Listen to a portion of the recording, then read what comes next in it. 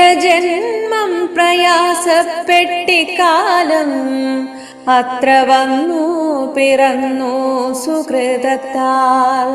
എത്ര ജന്മം മലത്തിൽ കഴിഞ്ഞതും എത്ര ജന്മം ജലത്തിൽ കഴിഞ്ഞതും എത്ര ജന്മങ്ങൾ മണ്ണിൽ കഴിഞ്ഞതും എത്ര ജന്മം മരങ്ങളായി നിന്നതും എത്ര ജന്മം അരിച്ചു നടന്നതും എത്ര ജന്മം മൃഗങ്ങൾ പശുക്കളായി.